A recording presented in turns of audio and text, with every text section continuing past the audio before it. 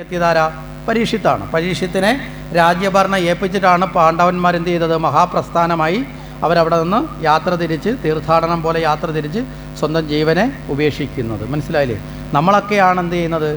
മരണം വന്നാലും നമ്മൾ വിട്ടുപോകത്തില്ല എന്ന് പറഞ്ഞ് വീട്ടിൽ കയറി കട്ടിലിനകത്ത് മുറുകെ പിടിച്ച്, അല്ലേ, അലമാരിയിലും താക്കോലിലും ഒക്കെ പിടിച്ച്, പണപ്പെട്ടിയിലും പിടിച്ച്, ഇളിയിൽ അന്നരവും 10 രൂപ ഉണ്ടെങ്കിൽ തിരികെ വെച്ചുകൊണ്ട് കിടക്കുന്ന ആരാ? നമ്മളൊക്കെയാണ്. അപ്പോൾ യഥാർത്ഥത്തിൽ ജീവിതത്തിൻ്റെ തത്വത്തെ അറിഞ്ഞവരും ജീവിതത്തിൻ്റെ അർത്ഥത്തെ അറിഞ്ഞവരും അവരവരുടെ അവസാന കാലത്ത് എന്തു ചെയ്യും? എല്ലാ മോഹങ്ങളും, മനസ്സിലായില്ലേ, ഒന്നിനോടും ബന്ധം ഉണ്ടാകാതിരിക്കുക എല്ലാത്തിനെയും ഉപേക്ഷിച്ച് അവർ പോകും. അതാണ് പാണ്ഡവന്മാരും ചെയ്തത്. അവർ രാജാക്കന്മാരാ, നോക്കാൻ ആളില്ലാത്തത് കൊണ്ടല്ല, സമ്പത്തില്ലാത്തത് കൊണ്ടല്ല. പക്ഷേ അവരെന്ത് ചെയ്തു? അവരും ഈ ജീവനെ ബന്ധിക്കുന്ന കർമ്മങ്ങളിൽ കെട്ടുകിടക്കാതെ അതിനെ ഉപേക്ഷിച്ച് യാത്ര തിരിച്ചു. നമ്മുടെ ഓരോ മനുഷ്യൻ്റെ ജീവിതത്തിലും 4 ഘട്ടങ്ങൾ പറയാറുണ്ട്: ബ്രഹ്മചര്യം, ഗൃഹസ്ഥാശ്രമം, വാനപ്രസ്ഥം, സന്യാസം. മനസ്സിലായില്ലേ? നമുക്കൊക്കെ ഇപ്പോൾ പറ്റിപ്പോയ ദുഃഖത്തിൻ്റെ കാരണം എന്താണെന്നറിയോ? എല്ലാവരും പറയും ഒരു 50 വയസ്സ് കഴിഞ്ഞാൽ ഭയങ്കര ദുഃഖമാണ്, അതുവരെ അടിച്ചു പൊളിച്ചൊക്കെ ജീവിക്കും. എന്താ കാരണം? ഈ വാനപ്രസ്ഥത്തിലേക്ക് പോകേണ്ട സമയത്ത് പോവില്ല, പകരം എന്ത് ചെയ്യും? കെട്ടിപ്പിടിച്ചിരിക്കും. വിടേണ്ട സ്ഥാനത്തേക്ക് വിടാതെ വീണ്ടും ചുറ്റിപ്പിടിച്ചിരിക്കും. എന്നിട്ട് എന്ത് ചെയ്യും? അതിൽ നിന്നുണ്ടാകുന്ന ദുഃഖം മുഴുവൻ നമ്മൾ അനുഭവിക്കും. മനസ്സിലായില്ലേ? അതുകൊണ്ടാണ് പണ്ട് കാലത്തെ നമ്മുടെ ജീവിതചര്യയെ പോലും ചിട്ടപ്പെടുത്തി. എന്താ? ആദ്യ കാലഘട്ടം ബ്രഹ്മചര്യം. ബ്രഹ്മചര്യം എന്ന് പറഞ്ഞാൽ എന്താ ബ്രഹ്മചര്യം? നമ്മൾ ഏറ്റവും തെറ്റിദ്ധരിക്കപ്പെട്ടുള്ള ഒരു വാക്കാണ്. എന്താ ബ്രഹ്മചര്യം? ഇപ്പോൾ ബ്രഹ്മചര്യം എന്താണെന്ന് ചോദിച്ചാൽ പറയും കല്യാണം കഴിക്കാത്തതെന്ന് പറയും. ചിലർ പറയുന്നവർ അവൻ ബ്രഹ്മചര്യമായിട്ട് കിടക്കുക. എന്താ കാര്യം? കല്യാണം കഴിച്ചിട്ടില്ല. അതല്ല ബ്രഹ്മചര്യം. കേട്ടോ, തെറ്റിദ്ധരിക്കരുത്. കല്യാണം കഴിക്കാത്തതല്ല ബ്രഹ്മചര്യം. നമ്മൾ ചിലർ നാട്ടിൽ പറയത്തില്ലേ, അവൻ ബ്രഹ്മചാരിയാന്നാണ് പറഞ്ഞ് നടക്കുക, കല്യാണം കഴിച്ചില്ല, വയസ്സ് 10-60 എന്ന് പറയും. പക്ഷേ ജോലി എന്താണെന്ന് ചോദിച്ചാൽ എന്താ? വയലിൻ്റെ കരയിൽ നിന്ന് ചീട്ടുകളിയാണ്. മനസ്സിലായില്ലേ? ബ്രഹ്മചാരിയുടെ പണി വയലിൻ്റെ കരയിൽ ചീട്ടുകളി, അല്ലെ കള്ള് ഷാപ്പിൽ നിന്ന് അടിച്ചിട്ട് വന്ന് റോഡിൽ കിടക്കല. ആകെ ബ്രഹ്മചാരി എന്ന് പറയാനുള്ള ഗുണം എന്താ? കല്യാണം കഴിച്ചിട്ടില്ല. അതല്ല ബ്രഹ്മചാര്യം എന്ന് പറയുന്നത്. ജ്ഞാനത്തെ നേടുന്ന അവസ്ഥയാണ് ബ്രഹ്മചാര്യം. മനസ്സിലായില്ലേ? അത് അങ്ങനെ പൂർണ്ണജ്ഞാനത്തെ നേടുന്നവർ ഈ ജ്ഞാനത്തിൻ്റെ അടിസ്ഥാനത്തിൽ ഈ ലൗകിക ജീവിതം വലിയ അർത്ഥമില്ലെന്നത് കൊണ്ട് കുറച്ച് പേര് കല്യാണം കഴിച്ചിട്ടില്ലെന്നേ ഉള്ളൂ. അല്ലാതെ കല്യാണം കഴിച്ചവരൊക്കെ ബ്രഹ്മചര്യം നഷ്ടപ്പെട്ടവരൊന്നുമല്ല. നമ്മുടെ ഗുരുനാഥന്മാരെ എടുത്താൽ എത്രയോ ഗുരുനാഥന്മാർ വിവാഹം കഴിച്ചിട്ടുള്ളവരുണ്ട്. നമ്മുടെ പണ്ടത്തെ സന്യാസിവര്യന്മാർ വശിഷ്ഠൻ്റെ പത്നിയെക്കുറിച്ച് ഇപ്പോൾ പുരാണത്തിലില്ലേ? ഉണ്ടോ? അരുന്ധതിയെക്കുറിച്ചില്ലേ? അത്രി മഹർഷിയുടെ പത്നിയെക്കുറിച്ചിട്ടില്ലേ? ഉണ്ടോ? അനസൂയയെക്കുറിച്ച് പറയുന്നില്ലേ രാമായണത്തിൽ? സന്യാസി വര്യന്മാരൊക്കെ തന്നെ വിവാഹം കഴിച്ചിട്ടുള്ളതാണ്. അപ്പോൾ അവരാരും ബ്രഹ്മചര്യം ഇല്ലാത്തവരാണോ? ഇനി നമ്മുടെ ദേവന്മാർ എത്ര പേര് വിവാഹം കഴിച്ചിട്ടുള്ളവരാ? ശിവൻ പാർവതിയെയും നാരായണൻ ലക്ഷ്മിയൊക്കെ വിവാഹം കഴിച്ചു. അപ്പോൾ അവർ ബ്രഹ്മചര്യം ഇല്ലാതെ മോശക്കാരാണോ? പറഞ്ഞതിൻ്റെ അർത്ഥം മനസ്സിലായോ? ബ്രഹ്മചര്യം എന്ന വാക്കിൻ്റെ അർത്ഥം ബ്രഹ്മം മീൻസ് അറിവെന്നാണ്. അറിവിനോട് ചേർന്ന് സഞ്ചരിക്കുന്ന അവസ്ഥയാണ് ബ്രഹ്മചര്യം. ചിലർ ആ ബ്രഹ്മചര്യം എന്ന് പറഞ്ഞാൽ അറിവ് നേടിക്കഴിയുമ്പോൾ ലൗകിക ജീവിതത്തിലേക്ക് പോയി ആ ജീവനെ വീണ്ടും വലയ്ക്കണ്ട എന്നുള്ളത് കൊണ്ട് പ്രാരാബ്ദങ്ങൾ ഏറ്റെടുക്കാത്തതുകൊണ്ട് അവർ കല്യാണം കഴിക്കുന്നില്ല. അല്ലാതെ കല്യാണം കഴിക്കാൻ നടക്കുന്നവരൊന്നും ബ്രഹ്മചര്യകളല്ല. അപ്പം ബ്രഹ്മചര്യം നമ്മുടെയൊക്കെ ജീവിതത്തിൽ ആവശ്യമാണ്. പണ്ട് കാലത്ത് ജീവിതത്തിന് വേണ്ട എല്ലാ അറിവും നേടുന്ന കാലമാണ്. ഇന്ന് അതൊന്നും മങ്ങിയിട്ടുണ്ട്. പകരം എന്ത് സംഭവിച്ചു? ഇന്ന് നമ്മുടെ സിലബസ് അനുസരിച്ച് സ്കൂളിലുള്ള പഠനം മാത്രമായി മാറി. മനസ്സിലായില്ലേ? ജീവിതത്തിൻ്റെ ആദ്യത്തെ 4-1 പറഞ്ഞാൽ അറിവ് നേടണം. ഇന്ന് നമ്മൾ അത് തന്നെയല്ലേ ചെയ്യുന്നത്? നമ്മളെ വീട്ടിൽ ജനിക്കുന്ന കുഞ്ഞുങ്ങളെ ജനിച്ചു കഴിഞ്ഞാൽ ഉടനെ ജോലിക്ക് പറഞ്ഞിട്ട് കാശുണ്ടാക്കിടാന്നാണോ പറയണേ? സ്കൂളിൽ കൊണ്ട് ചേർത്ത് പഠിപ്പിച്ച്, അല്ലേ, അവരെ വിദ്യാഭ്യാസം നടത്തി അറിവ് പകരുക എന്നുള്ള. പക്ഷേ ഇപ്പോൾ സംഭവിച്ചതെന്ന് പറഞ്ഞാൽ ജോലി കിട്ടാൻ വേണ്ടി മാത്രമുള്ള അറിവ് പകരുന്ന വ്യവസ്ഥയിലേക്ക് നമ്മൾ ചുരുങ്ങി. മറ്റുള്ള അറിവുകൾ പകർന്നു കൊടുക്കുന്ന അവസ്ഥ ഇന്ന് നമ്മുടെ കുടുംബങ്ങളില്ല. പണ്ടങ്ങനെയല്ല. പണ്ട് നമുക്കിതിനു വേണ്ടി സ്കൂളും കോളേജും ഒന്നും ഇല്ലെങ്കിലും വീട്ടിൽ അച്ഛനും അമ്മയും മുത്തശ്ശനും മുത്തശ്ശിയൊക്കെ ഇതിനകത്ത് നല്ല അറിവുള്ളവരായിരുന്നു. മക്കൾക്കും കൊച്ചുമക്കൾക്കും അറിവ് പകർന്നു കൊടുക്കാൻ അവർ സമയവും കണ്ടെത്തി അവർ പകർന്നു കൊടുത്തു. ഇന്നും മുത്തശ്ശനും മുത്തശ്ശിക്കും കൊച്ചുമക്കൾ സ്കൂളിൽ നിന്ന് വരുമ്പോൾ ഇവർക്ക് സീരിയൽ കാണണം, പിന്നെ ഇവർക്ക് അറിവ് പകർന്നു കൊടുക്കാൻ സമയമുണ്ടോ? പറഞ്ഞു മനസ്സിലായില്ലേ? ഇവരിന്ന് പലതിൻ്റെയും പുറകിൽ ഓടിക്കൊണ്ടിരിക്കുക. പണ്ടങ്ങനെയല്ല. പണ്ടത്തെ ഏറ്റവും കൂടുതൽ അറിവ് കിട്ടിയിട്ടുള്ളത്, പഴഞ്ചൊല്ലുകൾ കിട്ടിയിട്ടുള്ളത്, പഴഞ്ചൊല്ലുകളൊന്നും മോശപ്പെട്ടതല്ല, ഏറ്റവും വലിയ അറിവാണ്. ഏറ്റവും കൂടുതൽ അറിവ് ഇപ്പം നിങ്ങളുടെ മുന്നിൽ നിന്ന് ഞാൻ ഈ ഭാഗവതം പറയുമ്പോഴും ഈ ഭാഗവതം നിങ്ങളുടെ മുന്നിൽ നിന്ന് പറയാനുള്ള ബീജം ആദ്യം കിട്ടിയിട്ടുള്ളത് എൻ്റെ മുത്തശ്ശനിൽ നിന്നാണ്. വളരെ കൊച്ചുനാളിൽ വൈകുന്നേരം സന്ധ്യ കഴിഞ്ഞാലുള്ള പഠനമൊന്നുമില്ല. സന്ധ്യ കഴിഞ്ഞാൽ പിന്നെ അപ്പൂപ്പൻ്റെ മടിയിലിരുന്ന് കഥ കേൾക്കലായിരുന്നു. അന്ന് കേട്ടപ്പോൾ ഇന്ന് ഇങ്ങനെ വന്നിരിക്കാമെന്ന് വിചാരിച്ചൊന്നും കേട്ടതൊന്നുമല്ല. ഏതാണ്ട് 9ാം ക്ലാസ്സിൽ പഠിക്കുന്ന പ്രായം വരെ, 9ാം ക്ലാസ് കഴിഞ്ഞ് ഇപ്പോൾ അപ്പൂപ്പൻ മരിച്ചു, ആ പ്രായം വരെയും സർവ്വപുരാണത്തിൻ്റെ കഥയും അടുത്ത് ചെന്നിരുന്നാൽ പിന്നെ പറയാൻ ആ കഥ മാത്രമേ ഉള്ളൂ. വൈകുന്നേരങ്ങളിൽ രാത്രി വരെ എന്ന് പറയും. പഠനമൊക്കെ രാവിലെ എടുത്ത പരിപാടിയായിരുന്നു. അപ്പോൾ ആ അറിവ് പകർന്നു കൊടുക്കാൻ കഴിവുള്ളവർ പണ്ട് ഓരോ വീടുകളുണ്ടായിരുന്നു. ഇന്ന് അത് നിർവഹിക്കപ്പെടുന്നില്ല. ഇന്ന് നമ്മൾ ആകെയുള്ളത് എന്താ? സിലബസിലെ സ്കൂൾ തരത്തിലുള്ള പഠനം മാത്രമാണ്. അപ്പോൾ പഠനം വേണ്ടാന്നല്ല പറഞ്ഞാൽ, ആ പഠനം വേണമാണ്. ഇന്നത്തെ നമ്മുടെ ജീവിത വ്യവഹാരത്തിൽ ആവശ്യമാണ്. നമ്മുടെ തൊഴിലും മറ്റു കാര്യത്തിലും ഒക്കെ ടെക്നോളജിയൊക്കെ വേണം. പക്ഷേ നമ്മൾ മനസ്സിലാക്കേണ്ട ഈ ടെക്നോളജിയൊക്കെ വരുന്നതിനോടൊപ്പം ഓരോ മനുഷ്യനെയും യഥാർത്ഥ മനുഷ്യ സ്വഭാവത്തിൽ നിലനിർത്തുവാൻ ഉതകുന്ന ജീവിത മൂല്യങ്ങളും വേണ്ടേ? വേണോ വേണ്ടയോ? നമ്മൾ കഷ്ടപ്പെട്ട് പഠിപ്പിച്ച് എഞ്ചിനീയറോ കളക്ടറോ ആക്കുന്ന നമ്മുടെ മക്കൾ എഞ്ചിനീയറും കളക്ടറും ആയി കഴിയുമ്പോൾ സ്വന്തം അച്ഛനും അമ്മയും എനിക്ക് വേണ്ട എന്ന ബോധത്തിലേക്ക് അതൊരു ബുദ്ധിമുട്ടാണെന്ന് അവൻ എത്തിപ്പെട്ട് കഴിഞ്ഞാൽ അവന് ജീവിത മൂല്യമുണ്ടോ? അവന് വേണ്ടിയിട്ടാണ് കഷ്ടപ്പെട്ടത്. മനസ്സിലാവുന്നുണ്ടോ?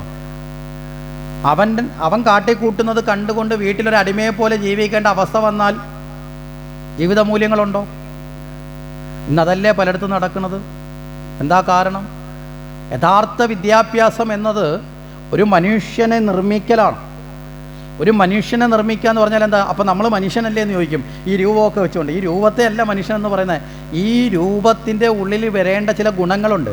അതില്ലാത്തപ്പോഴാണ് നമ്മൾ ചിലരെ നോക്കിയിട്ട് പറയില്ലേ, ഓ അവനൊക്കെ ഒരു മൃഗമാണ് പറയാറില്ലേ? നമ്മളിന്ന് പത്രവാർത്ത എടുത്തു കഴിഞ്ഞാൽ എത്ര മൃഗങ്ങളെക്കുറിച്ച് കാണാൻ പറ്റും. ശരിയല്ലേ? മക്കൾക്ക് വിഷം കൊടുത്തത്, അച്ഛനെ അമ്മയ്ക്ക് തലയ്ക്കടിച്ചു കൊല്ലുന്നത് ഉണ്ടോ ഇല്ലയോ? എന്താ കാരണം? മനുഷ്യനെന്നവരെ അംഗീകരിക്കാത്ത എന്തുകൊണ്ടാണ്?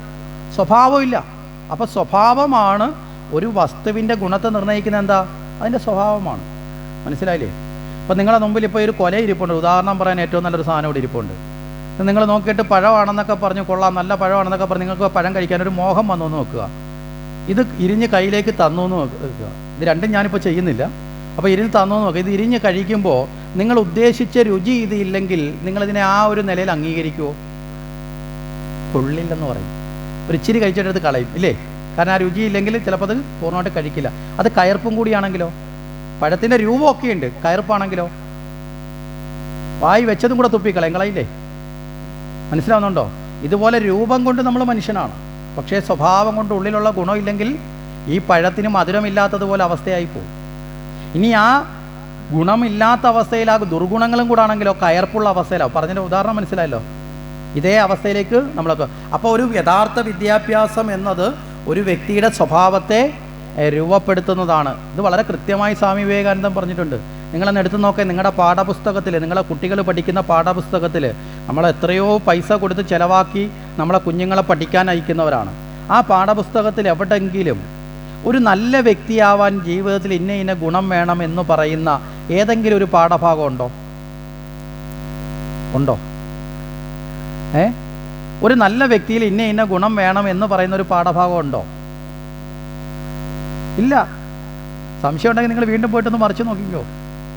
ഇനി സ്വന്തം മാതാപിതാക്കളെ ഈശ്വരതുല്യം കാണണം, സ്നേഹിക്കണം, ബഹുമാനിക്കണം എന്ന് പറയുന്ന പാഠമുണ്ടോ?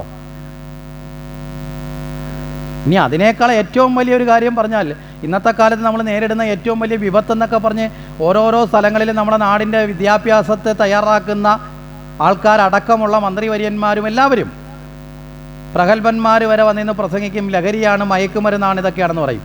ഈ പാഠപുസ്തകത്തിൽ ഏതെങ്കിലും ഒരു സ്ഥലത്ത് ഈ മദ്യത്തിനും മയക്കുമരുന്ന് ഉപയോഗിച്ചാൽ ഉണ്ടാകുന്ന ദൂഷ്യവും അതിലൂടെ ഉണ്ടാകുന്ന നാശത്തെയും ബോധവൽക്കരിക്കുന്ന ഏതെങ്കിലും ഒരു പാഠഭാഗമുണ്ടോ? അതുമില്ല. എന്നിട്ടാണ് ബോധവൽക്കരണം എന്ന് പറഞ്ഞ് കോടികൾ ചിലവാക്കി അത് പുട്ടടിക്കുന്നത്. മനസ്സിലായില്ലേ? ചെയ്യേണ്ട സമയത്ത് ചെയ്യേണ്ടത് ചെയ്യാതെയാണ് തിരുത്താൻ ശ്രമിക്കുന്നത്. ഇതാണ് അവസ്ഥ. അപ്പോൾ ഇവിടെയാണ് നമ്മുടെ പൂർവികർ പറഞ്ഞത്, വളരെ കുട്ടിക്കാലത്ത് തന്നെ എന്ത് വേണം? ശരിയായ ജ്ഞാനം പകരണം. അതാണ് ബ്രഹ്മചര്യം. മനസ്സിലായില്ലേ? അതാണ് ഈശ്വരജ്ഞാനം പകരണം. അതാണ് ബ്രഹ്മചര്യം. അത് കഴിഞ്ഞാലോ ആ അറിവ് നേടിയവൻ ജീവിതത്തിലേക്ക് പ്രവേശിക്കണം. അവൻ ഗൃഹസ്ഥ ജീവിതത്തിലേക്ക്. കാരണം എന്താ? ഗൃഹസ്ഥ ജീവിതത്തിലേക്ക് പ്രവേശിക്കുന്നവന് ഈശ്വരീയമായ ശരിയായ ജീവിത മൂല്യം ഇല്ലാത്തവരാണെങ്കിൽ ആ കുടുംബജീവിതം താറുമാറാവും. ഇന്ന് പല കുടുംബജീവിതത്തിൻ്റെയും പ്രാധാന്യം അതാണ്. 3-ൻ്റെ അന്ന് തൊട്ട് അടി തുടങ്ങും, 4-ൻ്റെ അന്ന് ഡൈവോഴ്സായി, 5-ൻ്റെ അന്ന് ഉപേക്ഷിച്ചിട്ട് അടുത്തത് അങ്ങോട്ടും ഇങ്ങോട്ടെന്നൊക്കെ പറഞ്ഞ് അല്ലേ OLX-ലിട്ട് വിൽക്കുന്നതാണൊക്കെ ഇന്നത്തെ ദാമ്പത്യ ജീവിതം. ആർക്ക് എപ്പോഴും എങ്ങോട്ട് വേണമെങ്കിലും വലിച്ചെറിയപ്പെടാം. മനസ്സിലാവുന്നുണ്ടോ? ഒരു നിമിഷം കൊണ്ട് തകർക്കപ്പെടുന്നതാണ്. പണ്ടത്തെ അവസ്ഥകളെടുത്ത് നോക്കുക. ഇന്നത്തെ ഇത്രയും വിദ്യാഭ്യാസം ഇല്ലാത്ത കാലഘട്ടത്തിൽ ജീവിച്ചിരുന്ന നമ്മുടെ മുത്തശ്ശനും മുത്തശ്ശിയും അതിൻ്റെ അപ്പുറത്തുള്ള തലമുറ എടുത്ത് നോക്കേ. 50-60 വർഷം വിവാഹം കഴിഞ്ഞ് ഒരുമിച്ച് ജീവിച്ചു മരണം വരെയും അടിയും വഴക്കൊക്കെ ഉണ്ടാക്കും, പക്ഷേ ചെറിയ പിണക്കമൊക്കെ ഉണ്ടാവും. പക്ഷെ അവർ നാട്ടുകാരെ മുഴുവൻ വീട്ടിൽ ഇടപെടുത്തിയിട്ടുണ്ടാവുമോ? മരണം വരെയും നാട്ടുകാരനെ ഇടപെട്ടാൽ അവർ രണ്ടുപേരും അപ്പോഴേ അങ്ങ് ഒന്നാവുകയും ചെയ്യും. മനസ്സിലായില്ലേ? നമ്മളെടുത്ത് നോക്കിയാൽ മതി. പണ്ട് നമ്മളെയൊക്കെ നാട്ടിൽ വിവാഹം കഴിച്ച് താമസിച്ചവരൊക്കെ അതിലെ ഡൈവോഴ്സ് എന്നൊക്കെ പറയുന്നത് ഏറ്റവും ഗതികെട്ട അവസ്ഥയിലാണ്. ഏറ്റവും ഗതികെട്ട അവസ്ഥയിൽ മാത്രമാണ്. അല്ലെങ്കിലോ എല്ലാം അഡ്ജസ്റ്റ് ചെയ്ത് അങ്ങ് പോകും. എന്നിട്ട് പിന്നെ ഒരു കാര്യം കൂടി പറയുന്നത്, ചട്ടിയും കലവുമ്പോൾ തട്ടിയും മുട്ടിയിരിക്കുന്നു. ഇപ്പം ചട്ടത്തോ ഇല്ല മുട്ടത്തോ ഇല്ല, അപ്പോഴേ അടിച്ച് പിരിയുന്ന അവസ്ഥയാണ്. എന്താ കാരണം? ജീവിത മൂല്യങ്ങളോടെ അല്ല ജീവിതത്തിലേക്ക് പ്രവേശിക്കുന്നത്. അതാണ്. അപ്പോൾ രണ്ടാമത് ജീവിത മൂല്യത്തോടെ ഗൃഹസ്ഥാശ്രമത്തിലെത്തണം. ഗൃഹസ്ഥാശ്രമം കഴിഞ്ഞാലോ മൂന്നാമത്തെ ഒരു കാര്യമുണ്ട്. എന്താ? വാനപ്രസ്ഥം. ആ വാനപ്രസ്ഥം എന്ന് പറയുന്നത് എന്താ? ഈ വീട്ടിലെ എല്ലാത്തിലും കയറി തലയിടുന്ന അവസ്ഥയിൽ നിന്നും മാറി വീട്ടിലെ കാര്യങ്ങളൊക്കെ മക്കളെ ഏൽപ്പിച്ച്, മരുമക്കളെ ഏൽപ്പിച്ച്, ഇനി നിങ്ങളാണ് വീട്ടിലെ കാര്യങ്ങളൊക്കെ നോക്കേണ്ടതെന്ന് ഏൽപ്പിച്ച്, വീട്ടിലെ ഇതുവരെ ഇളയിൽ കുത്തിക്കൊണ്ടുവന്ന താക്കോലൊക്കെ കൊടുത്ത്, മനസ്സിലായില്ലേ, അരിപ്പെട്ടിയുടെ കണക്കൊക്കെ എടുപ്പൊക്കെ നിർത്തി, ഇതെല്ലാം കഴിഞ്ഞ് അവർ പക്വതയായി അവരെ ഏൽപ്പിക്കുക. ഏൽപ്പിച്ചിട്ട് എന്ത് ചെയ്യണം? അവർക്ക് അത്യാവശ്യം വേണ്ടപ്പോൾ അവർ ചില കാര്യങ്ങളൊക്കെ ഉപദേശമൊക്കെ ചോദിച്ചാൽ അതൊക്കെ കൊടുത്ത് നമ്മൾ ബാക്കിയുള്ള പുറമേയുള്ള കാര്യങ്ങളൊക്കെ ചെയ്ത്, മനസ്സിലായില്ലേ, ഇടപെടിയിലൊന്ന് കുറയ്ക്കണം. ഈ ഇടപെടിയിലാണല്ലോ പല വീട്ടിലെയും പ്രശ്നം. സാധാരണഗതി പറയുന്ന ഒരു ചൊല്ലുണ്ട്, എന്താ പറയുമോ, ഈ പ്രായമാകുമ്പോൾ മുതിർന്നവർക്ക് പൂച്ചയുടെ സ്വഭാവം വരും. പൂച്ചയ്ക്കൊരു സ്വഭാവമുണ്ട്, എവിടെ തുറന്നു കിടന്നാൽ അവിടെ പോയി തലയിട്ട് നോക്കും, എന്നിട്ടൊരു 2 മ്യാവ് കരച്ചിലും കരയും. ഈ പ്രായമാവുന്നവർക്കും അങ്ങനെ ഒരു സ്വഭാവമുണ്ട് പൊതുവിൽ. അതെല്ലാവർക്കും ഉള്ളതാണ്. ഞാനും പ്രായമാകുമ്പോൾ ഉണ്ടാവും. അതുകൊണ്ട് പ്രായമായവരെയും കുറ്റപ്പെടുത്തല്ല. ഇപ്പോൾ ഇരിക്കുന്ന ചെറുപ്പക്കാർ നാളെ പ്രായമാകുമ്പോൾ ഉണ്ടാവും. മനസ്സിലായില്ലേ? ഇന്ന് പ്രായമായവരെ കുറ്റം പറയാൻ നമ്മൾ നാളെ പ്രായമാകുമ്പോൾ ഈ അവസ്ഥയിലേക്ക് എത്തും. അപ്പം നമ്മൾ നേരത്തെ മനസ്സിലാക്കണം, പൂച്ചയുടെ ഒരു സ്വഭാവം വരാൻ സാധ്യതയുണ്ട്. പൂച്ചയാവരുത് എന്ന് തിരിച്ചറിഞ്ഞുകൊണ്ട് നമ്മൾ നേരത്തെ ആ സ്വഭാവത്തെ ഇല്ലാതാക്കണം. എന്താ പൂച്ചയുടെ സ്വഭാവം? ഏത് വിടവ് കണ്ടാലും പോയി ഇല്ലേ? ശരിയല്ലേ? ഒരു വീട്ടിലെ പൂച്ചയാണെങ്കിൽ നമ്മളിപ്പോൾ ഒരു വീട്ടിൽ ചെന്നിട്ട് അടുത്ത റൂമിലോട്ട് വാതിൽ തുറന്നൊക്കെ നമ്മൾ കയറുന്നതിന് മുമ്പ് ആ റൂമിൽ ആര് കയറും? പൂച്ച കയറും. ഞാൻ തമാശയ്ക്ക് പറഞ്ഞു, ഞങ്ങളുടെ വീട്ടിലൊരു പൂച്ചയുണ്ട്. നമ്മൾ ചിലപ്പോൾ രാത്രിയിലൊക്കെ അല്ലെങ്കിൽ ഏതെങ്കിലും സമയത്ത് റൂമൊന്ന് തുറന്നോട്ട് കയറും. നമ്മൾ പേടിച്ചു പോകും. ചിലപ്പോൾ നമ്മളെ കാലിൻ്റെ അടുത്തോടെ തട്ടിക്കൊണ്ടൊരു കയറ്റം നമ്മൾ ചിലപ്പോൾ ചാടി അങ്ങ് മാറും. എന്താ? പെട്ടെന്ന് ഈ പൂച്ചയെ ഓർക്കത്തില്ല. കാരണം ഈ പലപ്പോഴും യജ്ഞത്തിനൊക്കെ പോയിട്ട് ചെല്ലുമ്പോഴൊന്നും നമ്മൾ ഡെയിലി വീട്ടിൽ നിൽക്കുന്ന സമയങ്ങളാണെങ്കിൽ പ്രശ്നമില്ല. അല്ലാത്ത സമയത്തൊക്കെ ചെല്ലുമ്പോൾ നമ്മൾ ഈ പൂച്ചയെ മൈൻഡിൽ ഓർക്കത്തില്ല. ഇത് കാലി തട്ടിക്കൊണ്ടുമ്പോൾ ഇതിൻ്റെ വാലൊക്കെ ആയിരിക്കും നമ്മൾ വല്ല പാമ്പോ ചേരിയെന്ന് പറഞ്ഞ് ചാടി അപ്പുറത്ത് പോയിട്ട് കട്ടിലൊക്കെ പോയി ഇടിക്കും. അന്നേരമാണ് നമ്മളെ മുമ്പിൽ സാധനം കയറും. നമ്മൾ അങ്ങോട്ട് നോക്കുമ്പോൾ തന്നെ അവിടെ ഇരുന്നോണ്ട് 2 കരച്ചിലും കയറും. ഇതാണൊക്കെ ഈ പ്രായമായി കഴിഞ്ഞാൽ എല്ലാത്തിലും തലയിട്ട് നോക്കും, എല്ലായിടവും കയറി നള്ളി പറിക്കും. അതാണ് പല പ്രശ്നം. അപ്പോൾ അതുകൊണ്ട് എന്ത് ചെയ്യണം? അതിൽ നിന്നൊക്കെ ഒന്ന് വിട്ടു നിൽക്കണം. പിന്നെ കുറച്ച് കഴിഞ്ഞാലോ സന്യാസം എന്നൊരവസ്ഥയുണ്ട്. എന്താ സന്യാസം? ഒന്നിനോടും ബന്ധമില്ലാതെ നമ്മൾ സംന്യസിക്കുക. സന്യാസം എന്ന് വെച്ചാൽ കാഷായം ഇടുക എന്നുള്ളതല്ല, കാവ്യ വസ്ത്രം എടുക്കുക എന്നുള്ളതല്ല സന്യാസം. മനസ്സിലായി? രുദ്രാക്ഷമാല ഇടുക എന്നുള്ളതല്ല സന്യാസം. മുഴുവൻ ഭസ്മക്കുറി വാരി തേക്കുക എന്നുള്ളതല്ല സന്യാസം. എപ്പോഴും പൂജ എന്ന് വെച്ചാൽ അവിടെ സംന്യസിക്കുക, ഞാനെന്ന ഭാവത്തെ ഉപേക്ഷിക്കുക. ഒന്നിനോടും ഒരു അറ്റാച്ച്മെൻ്റ് ഇല്ലാതെ എല്ലാത്തിനെയും വിട്ടേക്കുക. മക്കളെയും വിട്ടേക്കുക, കൊച്ചുമക്കളെയും വിട്ടേക്കുക. അവരവരുടെ കാര്യം നോക്കി ജീവിക്കട്ടെ. ബാക്കി സമയം മുഴുവൻ ഇരുന്നുകൊണ്ട് നാമം ജപിക്കുക. നാരായണ നാരായണ നാരായണ. മക്കൾ വഴക്കിന് വന്നാലും നാരായണ. അതൊന്നും ചെയ്യമ്മയെന്ന് പറഞ്ഞാലും ചെയ്യാൻ വയ്യെങ്കിൽ എന്ത് പറയണം? എന്നെ കൊണ്ട് വയ്യാന്നൊന്നും പറയരുത്. വയ്യാന്ന് പറഞ്ഞാൽ അവർ ഉടക്കും. അതിനേക്കാൾ എന്നാലും എന്ത് ചെയ്യണം? നാരായണ. മനസ്സിലായില്ലേ? ഇത് ഇന്നൊന്ന് എടുത്തോണ്ട് വന്നമ്മേ നാരായണ. അവസാനം മക്കൾ തന്നെ പറയുന്നതാ, ഓ എന്തു പറഞ്ഞാലും നാരായണ വിട്ടേരുടെ. അമ്മക്ക് സന്തോഷം, അവർക്ക് സന്തോഷം. മനസ്സിലായില്ലേ? പറഞ്ഞ് പറഞ്ഞ് പറഞ്ഞ് അവസാനം ഭഗവാന്റെ രൂപത്തെ മനസ്സിൽ ഓർത്തുകൊണ്ട് ഇവിടുന്ന് പോകാനും പറ്റും. അതോടുകൂടി ആരെ ലഭിക്കും? നാരായണനെ ലഭിക്കും. ഇതാണ് ജീവിതത്തിൻ്റെ ഒരു പദ്ധതി. ഇതിലേക്ക് പോകാത്തതാണ് പല ദുഃഖത്തിൻ്റെയും കാരണം. അതാണ് പാണ്ഡവന്മാർ മാതൃക കാട്ടി തന്നത്. എന്താ? അവർ ഉപേക്ഷിക്കേണ്ടതൊക്കെ ഉപേക്ഷിച്ച് കൊച്ചുമകനെ രാജാവാക്കി അവർ പോയി. മനസ്സിലായി? നമുക്കെങ്ങനെ അങ്ങനെ ഒരു മനസ്സുണ്ടോ? നമ്മൾ പറയും, ഞാൻ കഷ്ടപ്പെട്ട് അല്ലേ, ഞാൻ ലോൺ അടച്ച് ഞാൻ അധ്വാനിച്ചുണ്ടാക്കിയ വീട്ടിൽ നിന്ന് ഞാൻ എവിടെ പോകണം? ഇതൊക്കെ പറഞ്ഞ് അവിടെ കിടന്നോ? പക്ഷേ പോയേ പറ്റൂ. എത്ര കട്ടിൽ മുറുകെ പിടിച്ചാലും നമ്മളെ കൊണ്ടുപോകാനുള്ള വണ്ടി വരുമ്പോൾ നമ്മളെടുത്ത ടിക്കറ്റിൻ്റെ സമയമാകുമ്പോൾ എന്ത് ചെയ്യും?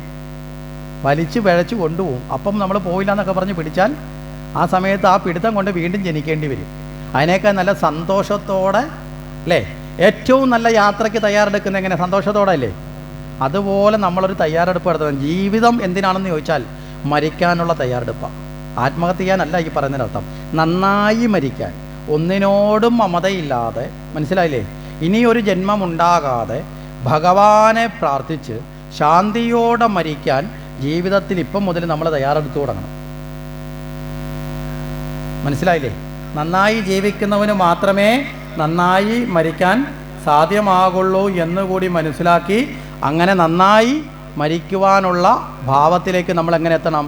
ജീവിതത്തിലൂടെ നമ്മൾ എത്തണം. വളരെ കൃത്യമാണ് നമ്മുടെ ചിന്തകൾ ഓരോന്നും നമ്മൾ മനസ്സിലാക്കുക. മനസ്സിലായില്ലേ? ഭാഗവതം ഇവിടെ അവിടെ പാണ്ഡവന്മാർ ഇത്തരമൊരു വ്യവഹാരത്തിലൂടെ പാണ്ഡവന്മാരത് അധികാരമൊക്കെ ആർക്ക് കൊടുത്തു?